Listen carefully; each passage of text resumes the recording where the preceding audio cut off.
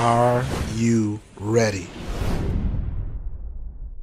Make sure to subscribe and click the bell to stay notified. Sly Gittins here with another security tip. Today we're going to be talking about what is a cybersecurity analyst. Cybersecurity analyst's role involves analyzing and assessing vulnerabilities in the IT infrastructure, reporting on any intrusion attempts and false alarms with the goal to help develop stronger security posture. Cybersecurity analysts assist in resolving and preventing cybersecurity-related crimes by detecting systems and device attacks, analyzing evidence, conducting risk analysis of facilities, network infrastructure, performing ongoing vulnerability management activities. With that being said, cybersecurity analyst's role is to prevent rather than remediation. The ultimate goal is to provide rapid response to cybersecurity intelligence alerts, resulting in derailing breaches before they even happen. So what are some of the techniques that cybersecurity analysts can utilize in their tool belt?